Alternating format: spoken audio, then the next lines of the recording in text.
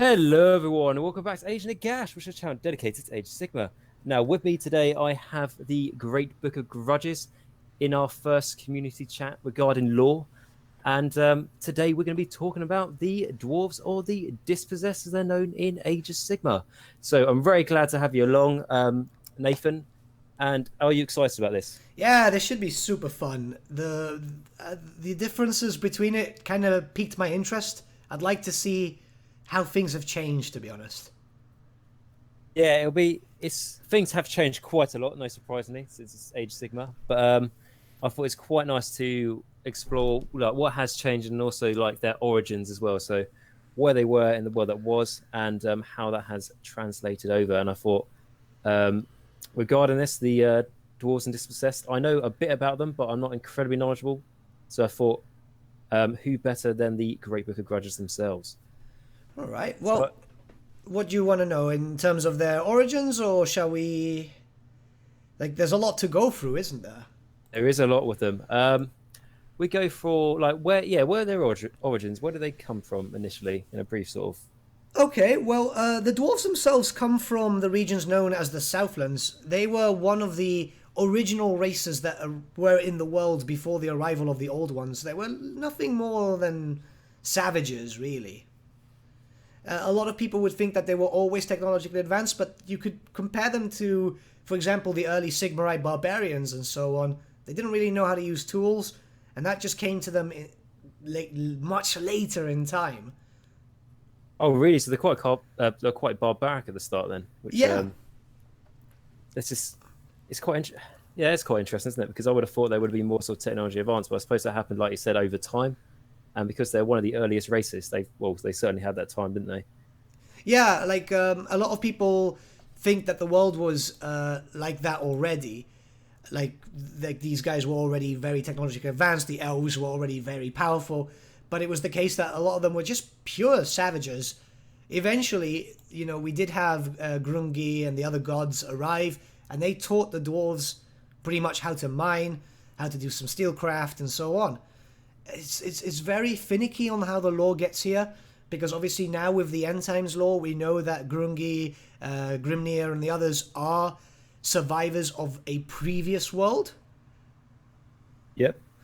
But as we see it now, and what the most common canon that is accepted is the fact that they were savages. When the world was terraformed by the Old Ones and changed around, then they started. The gods came to them and gave them the knowledge on how to be what they were known to be prior to the end times, obviously.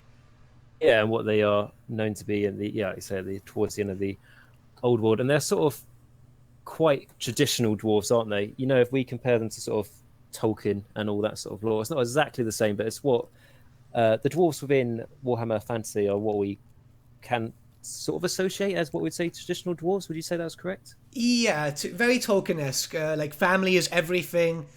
Don't forsake honor. They're very, it's very different to like elves. Whereas elves will look at the past and they'll kind of see it as a way of arrogance, and a bit of self pride. The dwarves will see it as pride as a whole. We're doing this. I'm creating stuff. I'm gonna be a well-known engineer type of thing. But this is gonna benefit our race type of thing. Yeah, they're a lot. Honor is everything, isn't it, to a dwarf? Yeah, you wouldn't want to piss off a dwarf because they keep grudges and they will keep it for generations to come. Generations, even into the end times and beyond, probably Yeah. with that one. No, that's cool. So that's sort of like their origins and stuff, and then they sort of they're quite a. If we look at the races, it's like I said, they're quite honourable and stuff. They didn't. I mean, I suppose there has been occasions where they may have started wars and so on, but they're quite a defensive race, aren't they? Like they only sort of go. They're not an aggressive race, are they? They're quite defensive in the terms of they're mainly, like I say, they're not really starting wars. They're sort of just in their mountain holds, and will only venture off if they get attacked. Is that sort of? Yeah, I mean the dwarves themselves like to keep towards themselves. They're very isolationist. They will go out and they will trade. We know that there's dwarves in the cities of Altdorf and in Marienburg. They are traders. Anything to find new and interesting gems and trinkets. But generally they keep towards themselves. Now, there are occasions when they will muster to war, either by fulfilling a grudge or just helping out an ally, which is very common, as we know the Empire of Man, Sigmar specifically, he's forged a relationship with the dwarfs that endured all the way until the end of the end times. But they do keep by themselves. They are fierce warriors, though, and I have the idea of, like, if you see an army of dwarves marching towards you, just run, because they are way more powerful, they're way more competent in combat, but they try to avoid it in a certain sense, which is very strange. Like, you'll still see Slayer armies going out and doing what they have to do, but if they're not being threatened, they'll just kind of keep away. Yeah, which is quite interesting, isn't it? Because I want to say that they're one of the good races in Warhammer Fantasy. How they are the good guys, and in an extent they are, because obviously they fought against chaos and so on. But because Warhammer Fantasy is obviously very grey, so there's not really any goodies and baddies. But they are probably, despite their greed, they're probably one of the races that, like I say, is the least aggressive, in the sense that they will defend themselves and they will go out to destroy an enemy army if it is a threat to them, but they won't necessarily pose risks to other races. Yeah, definitely. I mean, we've seen more damage coming from, say, for example, the High Elves, or even the Wood Elves, who are quite isolationist themselves, but we've seen more damage coming from them too than we have the Dwarves. The Dwarves themselves generally like to keep the peace, and it's understandable. They've got their own things going. They're more interested in their mountain holds, and obviously what's happening in the world above is not as important as maybe the just innumerable hordes of Skaven who are trying to get in each and every day. Yeah, that's very true, and that's almost like the good guys version of the Skaven, aren't they? Because they have brought so much technology to like the Empire and so on, didn't they? Because for example, the dwarves maybe not. Well, I know there's a debate between who's more technology advanced, the dwarves or the Skaven, but the dwarves have got quite a large range of artillery, haven't they? Yeah. The dwarves are like I used to play them in the tabletop. They're just a moving fortress. They barely move. They'll move inches at a time, but it's gun lines. They don't move much because they'll let them come to them, let the enemies come, and they'll just fire. Just hordes of thunderers, loads of great cannons, flame cannons. These guys are built to be destructive, which is interesting given what power and strength they have as a kingdom. They don't generally use it that much. Yeah, they've got extreme amount of wealth, obviously, because they're great miners and stuff. But yeah, they could be a lot more dominant if they wanted to. I think it's fair to say, isn't it? Definitely. I mean, given what's been established in the lore, we know that the dwarves had a lot of power, especially in the early years when they started being so advanced. But I think it's just a case of they've been dealing with other issues, other than the fact that there's a lot of horrifying things on the ground. Once again, going back to the Skaven have been here for so many years. It's been hidden away in the lore, but we know that a lot of holds have been destroyed and lost, and they're trying to retake the lands. Well, the perfect example would be the Karakake Peaks, which is obviously a triple threat war front there between the dwarves, the Skaven, and the Night Goblins. Yep. Which has got some fantastic characters in that little fight, hasn't it? It's got, was it Skarsnik? It's got Queek Headtaker, and forgive me, I can't remember the name of the dwarf. Belagar Ironhammer. That's the one. I know he's from Total War Warhammer. I've actually played his campaign for some reason. I just can't remember his name. Yeah, he's a great hero. I actually really enjoy him. I've done a video on him. Like, he wants to take his home back, which is understandable. He's a king without a hold. And it's kind of sad because there's a lot of stuff going in there. Like, they might take, say, for example, a plaza for a while, but then they'll lose it. They'll take something else, but then they'll lose it. It's just perpetual warfare there. Yeah, it's just, well, it's unending, isn't it? Well, I know that's sort of like the same for all Warhammer, but it really is just like a unending battle, isn't it? And there's so many layers as well, isn't there, to that city, of course, it being a Karak. Yeah, it's absolutely massive. It's one of the largest Karaks in the established lore, and it's actually quite interesting because, dwarfs, they reproduce quite slower compared to, for example, Skaven or the greenskins themselves, who are a fungus. So the numbers are very limited. However, one dwarf warrior is as good as like 20 clan rats, but eventually time keeps up with them. Exactly. They're not an army that can win a war of attrition against, well, most other races, and especially the orcs and goblins and the Skaven for sure, who are basically experts in that field. Yeah, totally. I mean, we've seen it with races such as the Skaven, who basically defeated Nagash almost defeated Nagash originally, due to a war of attrition. The goblins themselves, they'll just keep making more and more of them, and they'll just keep throwing at it. Eventually, someone dies. But with a dwarf, the biology is a bit different, and as much as you'd like to see more, they are one of the most limited in terms of numbers. Well, what they make up for in lack of numbers is their elites, isn't it? How strong they are, essentially. Like you're saying, like one dwarf warrior is like practically in the lore capable of taking down like 20 other, clan rats or Skaven slaves. Oh yeah, definitely. They're very powerful, and they just keep getting stronger and stronger. The fact is, obviously, these are very hardy people who, for in their life, in their general aspect, they forge metal and blades and stuff. They're always working with their arms, so physically they're very powerful, including the women. Yeah, I'm not surprised. It's like one of the things, the amount of armor, like if you just take a hammer, for example, the amount of armor he wears, just the endurance it takes for him to wear that into battle alone, and then carrying a massive double-handed hammer alone, like I say, just being able to carry that continuously for a fight, and then being able to swing that repetitively at the enemy for battles that can go on for hours. It's just, well, it's a show. Well, you can't even describe how much strength that would take to be able to do that. Definitely. They are very much moving tanks. Like, honestly, I've said this before, but if you'd see it on the tabletop aspects, when you'd get the narrative campaigns, you'd never see them move. You'd come to them, but they wouldn't be moved. They have a special ability on the tabletop, which was a shield wall, which I believe gave them, I might be wrong here, but 1 strength or 1 toughness if they got charged. They actually got stronger if they got charged. Oh, if they got charged, they got stronger. Yeah. Yeah, that's funny. Honestly, they're a very fun race to play, both in Total War and in the tabletop, because they are so interesting. They don't have the highest initiative. They're not the strongest in terms of speed, but once you get up close to a dwarf, you're up for a good fight. Exactly, and it's going to be a bloody fight you're going to have trying to take them down.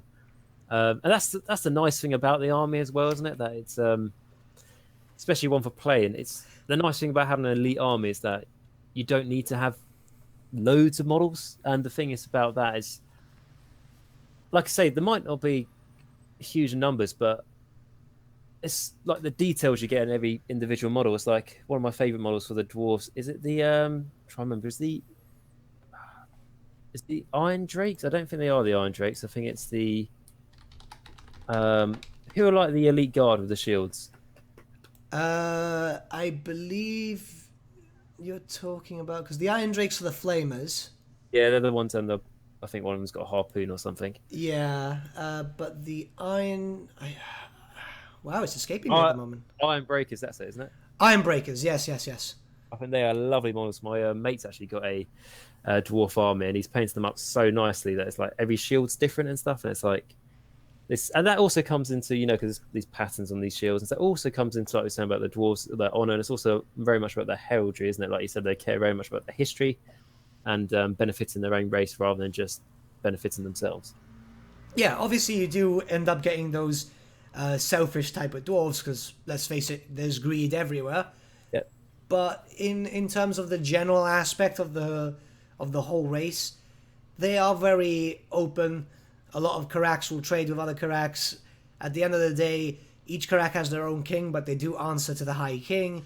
There's a bit of a political issue there, because sometimes one Karak might just disagree and withhold troops and stuff, but generally they do work together. Yeah, which is good. But the dwarfs are a little bit, because they care very much about history and they're quite traditionalists and all that sort of thing. And they are, like we said, a huge advancement in technology against most of the other races in fantasy. But they are they're quite stubborn, aren't they, in their inventions? Like they will want if there's like a new invention, like imagine the gyrocopter when that first came out. Yeah. Must have been tested about 1,000 times before they adopted it into an army or something. They're quite. It has to be tested, and sometimes it will work out very well. There have been issues where engineers like have tested it, it's come out, but then it's not worked out well. But they are stubborn to make things work. And your example of the gyrocopter is the perfect example because let's face it, it's literally a helicopter. Yeah, it's a fantastic little helicopter, isn't it? It's like one of the things if I explain like Warhammer to people who don't play it but they're aware of like, other fantasy things like Lord of the Rings and stuff, and they say like, well, what's the difference? It's like, well, the dwarves in Warhammer, they have like a helicopter. They have like their own like Apache gunship. Yeah, which is pretty fucking amazing. I've always explained it akin to the Tolkien-esque dwarves but hyper intelligent. Yeah, that's a good way of doing it.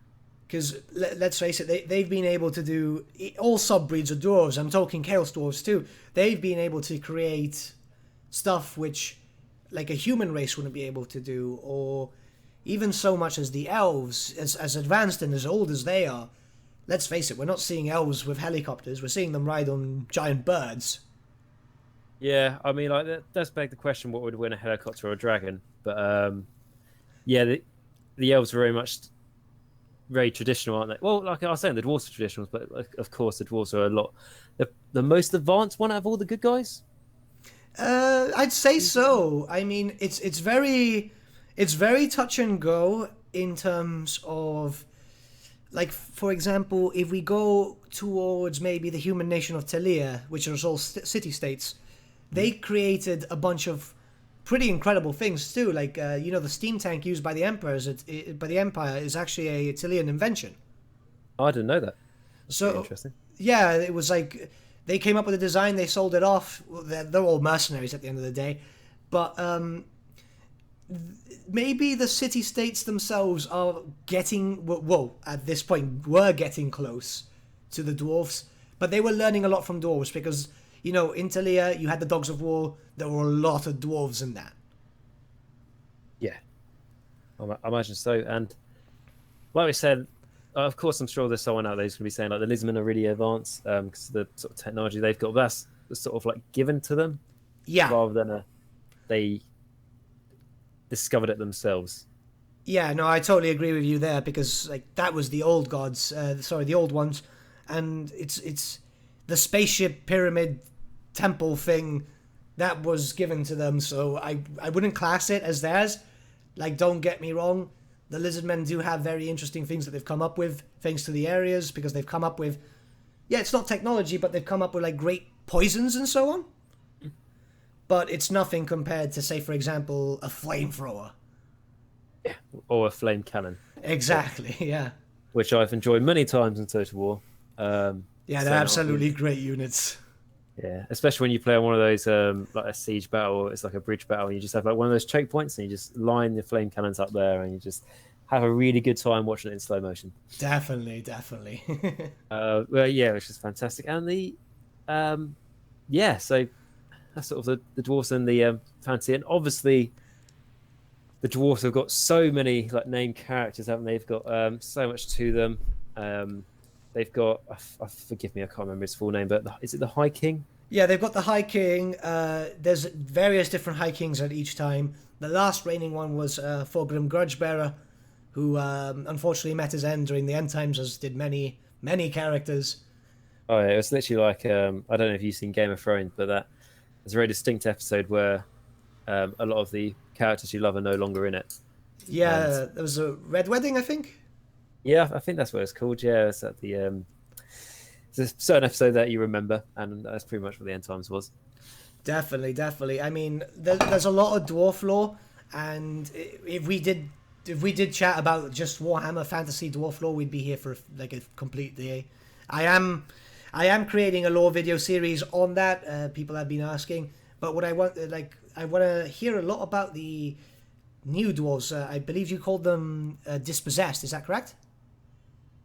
Yes, they are now called the Dispossessed. And And the Dispossessed, in all honesty, I'll talk about them for a little bit. I'll be honest, there's not too much lore on the Dispossessed at the moment. So basically, the Dwarves and Age of Sigmar.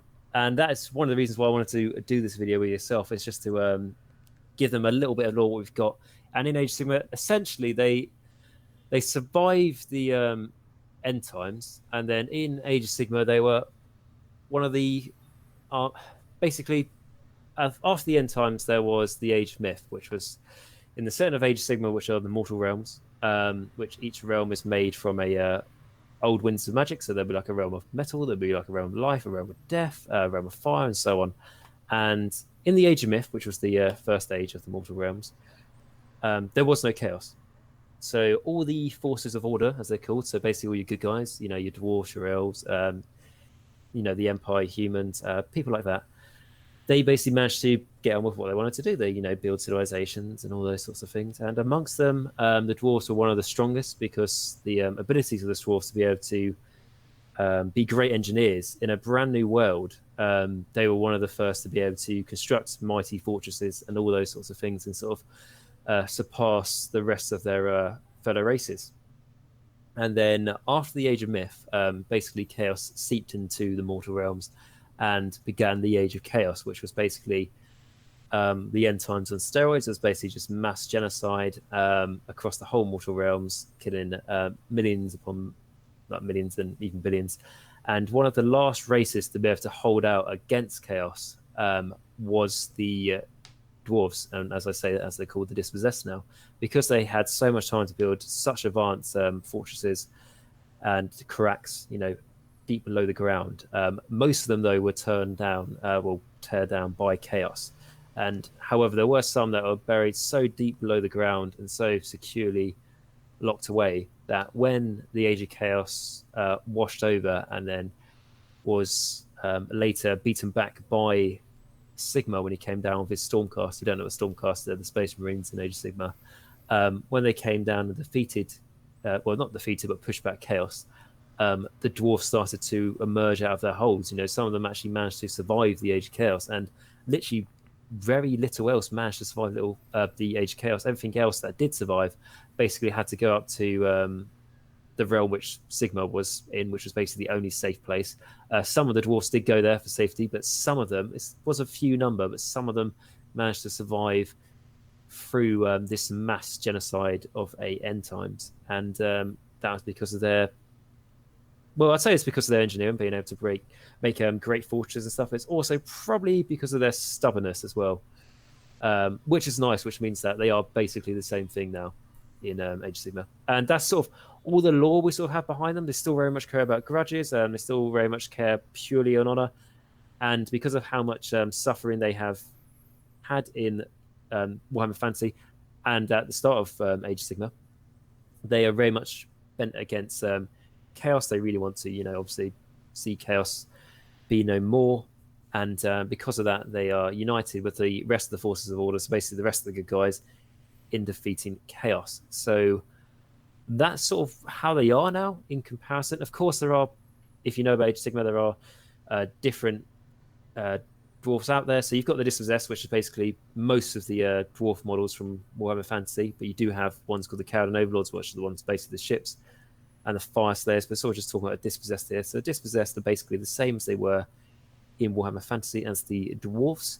And the only thing I'd say, which is the main change they had maybe in their lore, which they might not have changed that much from the end times, but they are definitely more united with the other races of good against chaos now. They're, like we said before, how they very much shied away. They did fight chaos when they had to, but they didn't always take the fight to them. Now in Age of Sigmar, they very much don't see chaos as like, oh, I hope they don't come knocking again, otherwise we're going to have to fight them. They say very much as like, let's go on the offenses and stuff, trying to get rid of them. They've seen how bad chaos can be, and they don't want anything like that repeated. So yeah, that's pretty much what there is about them in Age of Sigmar, which is, yeah, I think they're still pretty cool. Right, I've got some questions. Yep. So the Dispossessed themselves, do they still worship the old Pantheon, or do they worship Sigmar now? They still worship, trying to remember their names. Is it Grungy. Sorry, that's probably not pronounced right. The dwarf god of smithing. Yeah, we've got Grungy. There's three main dwarves gods. Then Yep. there's a bunch of lesser ones. I'll But tell you the ones out of the three that they still worship. right, so we've got Grungy, Velea, and Grimnir. So Venea is I can't see anything much in the lore about them still worshipping him or that god, but the other two they do. Right, right, okay. There's so you said there's three gods for them, yeah? Yeah, but mainly two. Mainly the sorry, I'm really struggling to try and think today about pronouncing names, but Grungy and the other one that started with a G. Yeah, Grimnir. Grimnir, yeah, that's it. So, They're the two primary ones that they worship. They uh, know they don't worship Sigmars like the humans do. If that's what you're. Yeah. well, I have to ask because you never know. Yeah, well, there's some strange things in Age of Sigmar, so always best asking because you never know. I mean, like, I mean, you wouldn't even imagine it was like one thing about space frogs summoning star lizards. Yeah, exactly. And That's not happening. So the horned rat is a god now, and yeah, he is, but I think so anything that gives the horn rat more power, I'm happy. well, yeah, it's always good. I mean, we're finally getting some updated scaling models, which I'm dying Well, for. But we're getting one's been announced. A lot of people are hoping there's going to be more than one, but I think we'll see how lucky we are. But we are getting a warlock bombardier, I think, or an arch bombardier or something. I think it's called. yeah, I'm With gonna an use him as a warlock engineer. Yeah, and he's got a doom rocket, which I know was a thing in fantasy, but We never have had a model. never had a model, and it looks just like an RPG. So rocket propelled grenade, so you can't really argue with that. Aye, aye. No, but like, there are seven known gods for the dwarves. Valea and Grimnir are brothers. Yep. Grungi and Grimnir are brothers. Okay. Valea was the wife of both of them. Okay. Yeah, That's interesting. they kind of shared her. Very, very nice and traditional of them. But then there were four lesser gods, which were Gazul, which is the protector of the dead. There was Smednir, if I'm saying his name correctly. He was the shaper of ore. There was Fungi, which was the god of runesmiths, and Morgrim, the god of engineers. And it's a little sad that we're not getting any representation in Age of Sigmar from these gods. Yeah, what I will say with that is, like I said, there's only sort of the two now, and don't take that as the other ones are dead. They, as far as I'm aware, they might be dead. But when the dispossessed, so the dwarves, when they get their battle tome out at some points, when they get their army book, their codex, for a lack of a better word, they may have these other gods represented in them. If it's in just like a paragraph of fluff, a paragraph of lore explaining about them, or if it's like saying when you choose your dispossessed army, you can choose for them to basically dedicate the army to this god, which means they get a certain bonus in the game. Like if they dedicate to the god of smithing, they might get like a +1 to their save or something like that. There might be these little flavors in there, what they might put in, but something like that we are literally just gonna have to wait and see. Well, I hope so, because I know that they're starting to bring some of the older gods. For example, the I want to call them sea elves, but I know they have a different name. Well, the Indenef Deacon, how do you not remember that name? Yeah. It's very hard to remember. I just call them Deacon because that means when you have to talk about them, like texting us, I don't know how you spell Indenef. The shark riders that fly. Yes, the shark eel riders, yes, and turtle riders. But I think they're quite. I think they're quite cool because they're like fishermen, but that's well, I like their very different. I like the idea of them. Back then, in second edition, we did have a race of sea elves, literally called sea elves. Oh, really? Yeah, they were written out because they lived in the outer ring of Ulthuan, and they were just kind of merged in with the high elves, which is a shame because it would have given us a fourth race of elves. And I guess people were just like, oh, it's too much, but like, hey, if you want to add in a different culture and so on, why not? Well, exactly. Which I think that's the thing about Age of Sigmar. What I do like about it is that yes, it's very different, and yes, it's very new, and it's trying to build itself. However, and I do miss the fantasy but because Age of Sigmar is very abstract, it's getting less and less abstract now. But it means they can come up with these really bizarre armies, which some of them I feel like can be hit and miss, but some of them are like, yeah, that's just really cool. Yeah. Which is the freedom which is given. And unfortunately, that does fall upon the more traditional races like the dwarves, which are now the dispossessed in Age of Sigmar. As it's sort of like, it feels like they're taking a bit of a step down. But I believe there are going to be a bit of an update for these sort of older armies this year. I think it's going to come in the summer. That's just a rumor I've heard, but hopefully we will see the dispossessed represented there. The nice thing about the dispossessed, though, is that they are they don't have their own army book, but they have been given like their own like abilities in the main rule book, which some armies don't even get their own abilities. So it's nice that the dispossessed have. So it's like if you take a dispossessed army, you can choose. I won't go too much detail into it now, but it's like the main theme throughout the army is that you can go right. Okay, they can choose one of these grudges to follow, and one of these grudges will be like, oh, they hate that. In a very simple term, they hate beasts and monsters, so they'll get bonuses against them, or they hate demons, so they'll get bonuses against them, or they're more sort of defensive, so they get bonuses to the defense. They're more sort of they got grudges against close combat, so they're more sort of shooting. Like I'm sort of making these ones up a little bit, but that's the sort of theme you get. Yeah, very similar to, say, for example, in Warhammer Fantasy Battles, if I brought in Lord Skroak into my list, I could make my Plague Monks core, so I could bring as many of them as I wanted. Yeah, it's similar to that. Yeah, and the other thing, if you take a dispossessed army, so basically, if you take a order army, which is like a mixture of everything, there's only some things that are like battle line units, which are your core troops that you have to take. And I think for the dwarves, the only ones they've got are their like dwarf warriors, so the basic ones. But if you take a dispossessed army as a pure dispossessed army, you can take. I don't have the book right in front of me, so forgive me if I'm wrong, but you can take the sort of like more elite options as your core, which, like you're saying, you could do with your plague monks if you took Lord Skroak. Yeah, I'm going on the GW website right now and looking at the dispossessed. Yeah, they get a lot of the old school stuff, like the Hammerers, Longbeards. It's weird when they change the names. Like, for example, the Belagar model is now called the Warden King, and the Slayers are called Unforged, which... Is copyright proof, yes, you're correct, and that's the one reason why they did it. GW. Great, I know. Great. Good old, well, no wonder why the Lisman are now called Saffron, because no one else would even think of that name. Although that was the name of the Black Dragon from Manacliffe. Yeah. I thought there's going to be an interesting like tie there, or a twist in the tale about that, but turns out there's no twist. That's just a name they just forgot they already had somewhere else. But yeah, I will say with the dwarves, yes, it is sad that they don't have their artillery in the dispossessed now. That does make me sad. And so where's the artillery now? It's in a place called the Ironwood Arsenal. So that's not in the order list here. Is it not? What they've done recently on the Games Workshop website is they've grouped a lot of the smaller armies all into one army.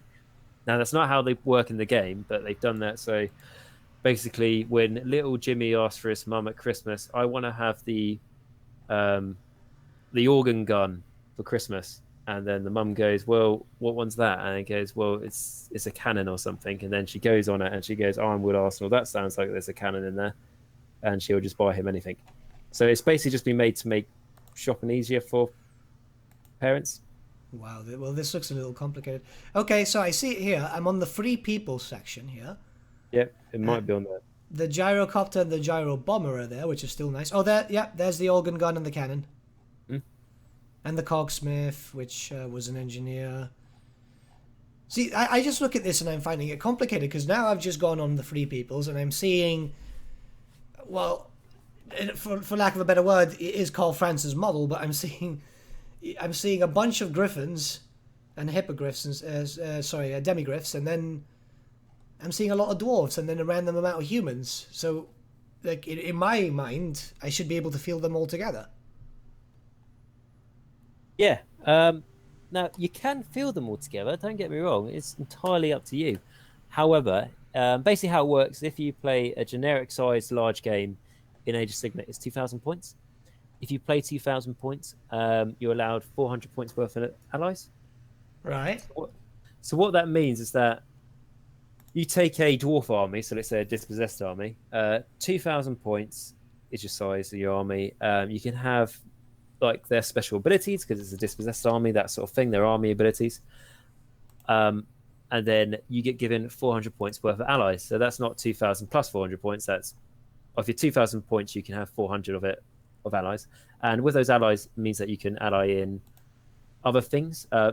Most things from order, which like let's say some Empire troops or an organ cannon, which might cost you like 160 points, let's say. I'm not too sure. And then that means that you've got like 240 points left over to get another cannon in there and stuff. So it does work. You just got to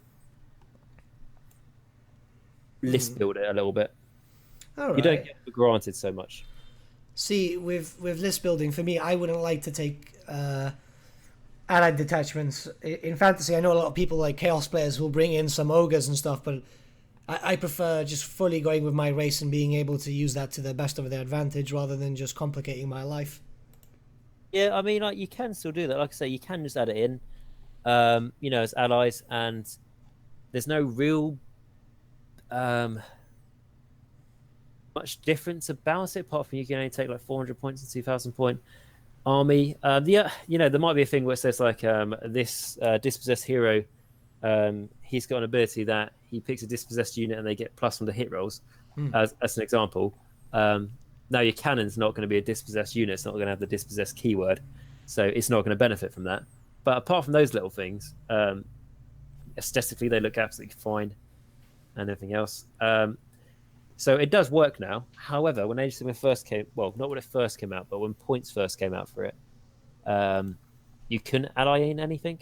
So it was a case of like, oh, I've got a massive dwarf army here, and can I just put I don't know, just one cannon in it, to make it look even more like a dwarf army? It's like, no, you can't. Well, why not? Because that's in a different army. Yeah, but the army it's in only consists of artillery and it's not an army. And it's like, well, it's up to you. And it's like, well, that doesn't make any sense. So, because like the Ironwood Arsenal is not an army, it's just a collection of artillery.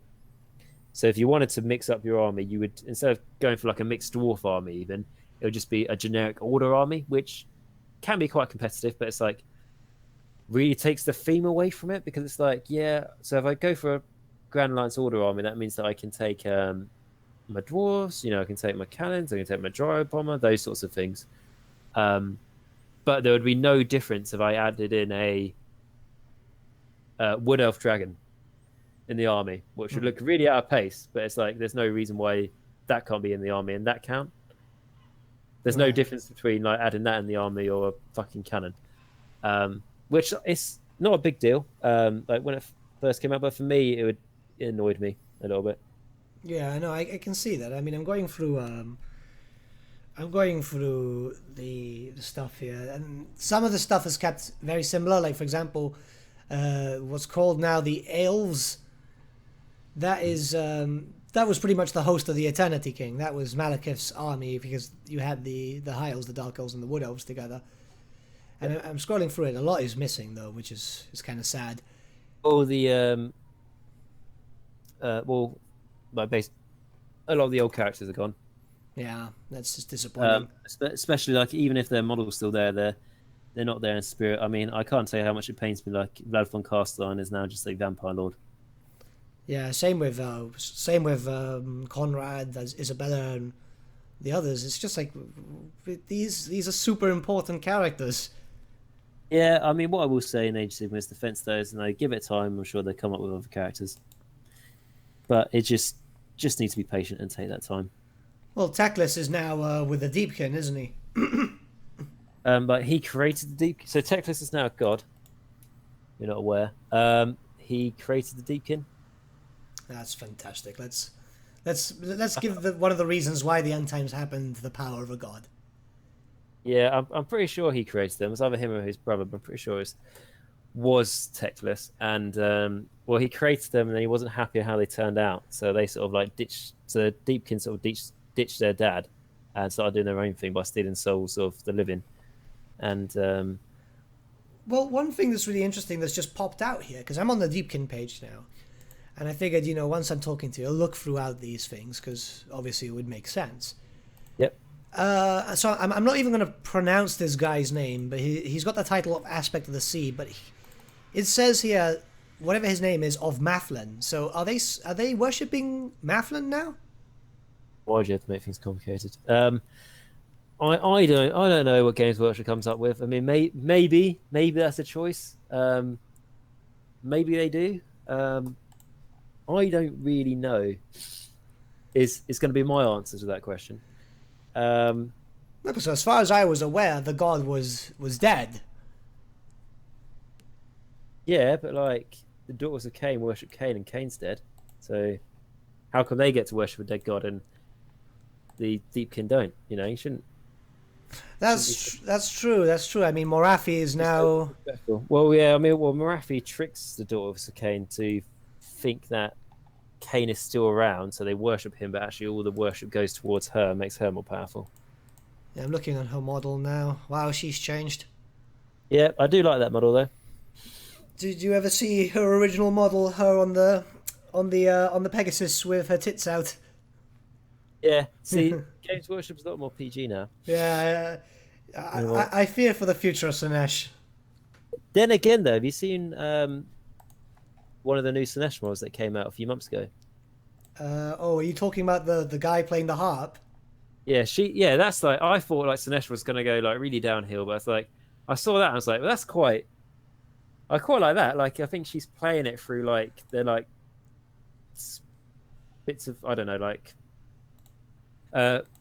like tissue from his spine or something has been stretched out and to make a harp, and she plays it through him screaming, sort of. Yeah. So that's quite cool. And the Fiends of Sinesh, they've got boobies, so there's that. Yeah, I mean, like a lot of people see it as a petty thing, but you know, when you think about the god of like just excess pleasure and so on, you're expecting weird looking like hermaphroditic demons and stuff. Yeah, and I mean, like, especially, and for me, Sinesh is my, not like including the Horn Rat. Sinesh, he or she is my favorite chaos god, definitely. Definitely. I mean, if that god is the patron of Sigvald, I mean, come on. Yeah, I know. Why not? And yeah, I'm actually working on it's like a conversion I did for Sinesh Chosen. Ooh. Which is it's the kit bash, some Stormcast stuff, some Chaos Warrior stuff, and then the like the snakes you get from the Daughters of Cain. To make sort of Greek themed Sinesh Chosen warriors, if that sort of makes sense, with a mythical twist. Just to make it a bit more interesting, a bit more unique, which I quite liked. I'll talk about that later in another video.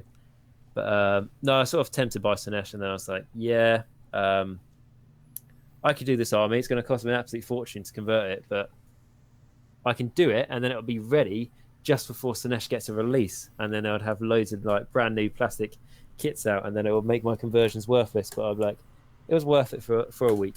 That happened to me when I think it was either 7th or 6th edition, when the new Skaven models came out, the new clan rats, the ones that are still in use today. They came out just after I had built up an army, a massive army of clan rats. I'm talking about 300 to 400 clan rat models. I was like, oh yeah, we've updated the models. I was just looking at it like, oh. Serious? Yeah. It just broke my heart. I use them as slaves now, which is great because there's never been a slave model. But like, I was just looking at my army going, that took so long to paint. How could you do this to me? Yeah. But the new ones are great, though. I've got loads and loads of clan rats. And I've actually just bought 2 more boxes of clan rats because I just really love using the models. Well, you can never have enough clan rats, can you, as well? Oh, definitely. They're so cheap, man. In fantasy, without shields and spears, they're 4 points a model. I mean, they're just absolutely cheap. They're super good. Yeah, you can't really beat that, can you? Yeah, not at all. But yeah. We've rambled on a little bit. I think it was inevitable. Yeah. But no, I think that's pretty much all that there is to say for the Dispossessed for now. What I will say is that when the Dispossessed, the dwarves, get their update, we will. I will at least do a update video, just updating their lore. Depending on how much lore there is, maybe it'd be something you're interested as well. Seeing like maybe when they even get like a book out or something, like when that day does come. Be interesting to go through what comparison there is between fantasy and Age of Sigmar now that they had lore, and if there's any contradictions and stuff. Yeah, that would be super fun, honestly. I'd like to see that. I mean, for those interested, either next week or the week after, depending on how work goes for me, I will be releasing about an hour-long video on the origins of the dwarves and a bit of their history. So we will be able to compare that with all the new stuff that Age of Nagash will be looking into. And it might be a long discussion video between both of us, but I think it'll be really interesting to do this massive comparison. I think it would. I mean, like what I would say with the dwarves, I'm like I said at the start of the video, I'm a bit knowledgeable about it, but like I said, I've never played the army, so quite new to it. But I'm very keen to see to discover them and explore them. And yeah, I very much enjoyed making this video. And like we said, when they do eventually get a book at some point, and we did like a comparison video, it might be a long video, but I think if you really like the dwarfs, I think you would definitely stick around to watch it, because it would be, I think we'd explore probably most aspects, wouldn't we? No, definitely. We'd probably go into every little detail. But in the meantime, definitely check out the Great Book of Grudges video that you said would be coming out in about a week or so, depending on work. It'll be either at the end of next week or just early the week after. Oh, because I'm sure, I think you were telling me how much research and stuff you got into it, so that is going to be really knowledgeable. I can guarantee it. It's been a lot of long hours, but it's definitely worth it, especially for a race which deserves a lot more love. If they're going to keep pushing it in Sigmar, they should give it more love, because there's so much they can do. Exactly. And one of the reasons why I decided to do Dispossessed with in this video is also because I was looking through. I asked for comments, so I did a little video asking people what they would like to see next for the lore videos on the channel, and there was a lot of love for the older armies, Dispossessed, Wood Elves, the Empire, and so on. And then I sort of basically how I do it. I go through what people suggest, and then I basically type that army into YouTube, and I see how many videos they've got. And Dispossessed, apart from a few videos which a YouTube channel called 2 Plus Tough, an Age of Sigmar channel, apart from what he's done, which were good videos, there wasn't really anything for them. And I just thought, you know what, it's sort of like how I've described doing these lore videos, and it's like we talked about in our last videos, that's sort of a bit like an army in need. Yeah, like there's in Age of Sigmar anyway, because obviously the lore gets updated all the time. There's the armies that have loads of lore to them. I mean, like I even talked about why I haven't done a lore video for the I can't remember the full title now, but basically the Gits for the new Moon Clan, the new Night Goblins that have came out. I remember this because I was just buying some of those goblins for my own personal army. Gloomspite. Yeah, Gloomspite Gits. Yeah, that's it. Well done. Wow, that took a while. Yeah, I know. But I'll say like, well, I haven't done a video of that. And it's like, and I asked my subscribers and stuff, and they basically sort of agreed with me. It's that so many people have talked about them. Like every channel, like in a good way, every channel sort of like talks them to death a little bit. So I was like, if I spend some time making a video to them, I don't really see what the point is. So you can hear about their lore somewhere else. Whereas if there's some armies that don't have any content for them, I feel like that's more of a priority. Even if that's an army that only, if everyone who plays Warhammer, or Age of Sigmar specifically, only like if 2% of the population who play Age of Sigmar play the army, it's still nice for them to get a little bit of content. No, definitely. I mean, I was looking at a little bit of the lore on the Gloomspite, because I was reading what was the change, because like if you look at the models, they're a bit more high def, but not a lot has changed, barring that awesome champion Loon Boss. That one just looks freaking awesome. It's one of the first things I bought. But like there isn't too much lore. The great thing about channels such as yourself is you expand on it, and you're able to So basically, in my shoes, I'm going here, going, okay, what the hell am I looking at? Oh, thank you. Yeah, that's basically what I try and do. I mean, like, I might end up making the videos a bit too long by doing that and all that sort of thing. I'm not very good at trying to make them compact, but I'm like, when I did my Warriors of Chaos one, or the States Darkness, they're called now, Age of Sigmar, I think that was like I think that's 4 videos long. I think there was, yeah, I think there was the lore video and then 3 army videos for it. That's sort of like, yeah, there's a lot of time spent on an army that's not that big, but I was like, I want to explore every single little bit of detail here there is. Just to be not, I mean, like the Nighthawk one I did, so you know, like the Ghost of the Vampire counts. Yeah. I did like, I think like 6 like long videos for that. I think that was like 3 or 4 hours worth. And in comparison for the Slated Darkness, where I said I did a lot of videos, it's probably about 2 hours worth of videos sank around there. I'll probably maybe 3 hours, I can't remember. But it's sort of like, yeah, sure, that's a lot of time to spend on a very small army. But I was like, you know what, for the few people out there who play the army, hopefully they enjoy the videos. And if they did, it's thought it'd be really nice for them to have like that much time dedicated to an army where most people talked about it, they could probably summarize it in 5 minutes. Well, not a lot of people know how much time it actually goes behind these videos. You know, there's a lot of research on our part.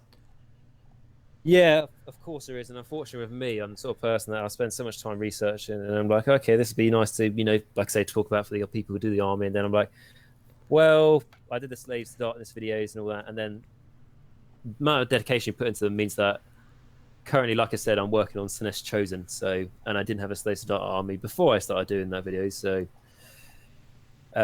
by dedicating so much time to it actually made me want to do the army. Yeah, I get that feeling. I've been working on a army base, well, on a few lore videos based on the Grand Empire of Cathay, which didn't have an army book, but there's this guy called Mateus who makes very, very good fan-made army books, and it's just been, thanks to him, I've been buying conversion bits all left, right, and center just to make a Cathay army. That's awesome. That's good. It's like one of the things I'm doing for the Sinesh I'm working on is basically I'm taking Slaves to Darkness, but I'm making them sort of a Greek look. So if you get a traditional sort of Warrior of Chaos helmet, I'm chopping off the horns and then putting a like Greek style crest on their helmet. Unfortunately, where I'm getting these helmet crests from are Europe, and I've already got some and just waiting for them to be delivered. But because of the whole Brexit thing, it's a little bit like I ordered them before basically we decided if we were going to do a deal or not. Yeah. Well, and I was like, I'll order it so it's safe, you know, so they definitely get here. And I've ordered them like a few weeks ago now, so I'm hoping that they're still going to get to me before everything becomes a lot more interesting. So otherwise, the whole army is going to have to be put on hold, because what I've had to do so far is there's a few Stormcast units that have like helmet crests, and it's very expensive when you buy those few Stormcast units just for that helmet crest. Yeah. When you only get like, I don't know, the box costs like £30, and you get 3 in it. Yeah. So hopefully I can be patient and not spend too much money. But yes, it's like I was saying, I love dedicating time to the smaller armies, and yeah, it does take a lot of time, and I do end up collecting those smaller armies and basically shoot myself in the foot. But I really enjoy it. I mean, like you were saying, if like when I watch your videos, if I'm honest, like I know a little bit about the old world, but basically only as much as Total War Warhammer explains to you, essentially. Apart from Vampire Counts, I know a little bit more. Yeah. But it's like I like the videos you do on like the little details. It's like some of the places that you talk about the characters, like, I've never heard about them before. I watched that. It's only like a 5-minute video or something. It's like, oh my god, that person sounds awesome. I want to do like an army now themed around his character. Do you know what I mean? It's like those little bits of details. I'm not saying like not everyone picks up, but I mean, it's as amazing as the Warhammer world is. As like a broad aspect, and yeah, the individual armies are really cool. But when you get to like really precise things, like little hidden details, it's actually really quite nice exploring those. Like, no, it's definitely. Really cool. Yeah. I mean, yeah, that's why I do a lot of 1-minute characters because they literally have nothing to them, but they've done something of importance. Like yesterday's video was based on a character who I'm going to try and say his name again, but it took me about 30 minutes of rehearsal yesterday. Menem, I want to say. Fair enough. But like he's got nothing really, like he just literally 60 seconds of lore, but he was a great king, and he did conquer a lot of lands, and he owned one of Nehekara's strongest navies. So a lot of people will be going, oh, why don't you do Cetra? And Cetra is planned. I'm even also doing an extra addition to the video where I'm going to say every one of his titles, so that's going to be interesting. Yeah, good luck with that. That's going to take me about half an hour itself, but but like I wanted to get this king out there because like not many people know this was a great king who had a great navy. So in my mind, it's like, well, if I get him out there, people will know him. Like he might not be that important in their minds, but to me, he was. And I completely understand. I agree with that. I think, like I said, like he was like not. He was quite. How do we look at it? He wasn't substantial in the amount of lore there was for him, but the lore that there was really quite important, and he sort of added to the Tomb Kings as a whole a little bit on what they how they were, and yeah, I just think like there's a little bit like anyone can talk about, and I don't mean this in a negative way or a bad way or say that we're amazing because you know obviously there's some great channels out there, but anyone can talk about these huge big characters, but it's when you have these massive channels talking about these massive characters, it's nice to have smaller channels like us sort of to go more in the sort of the detailed areas.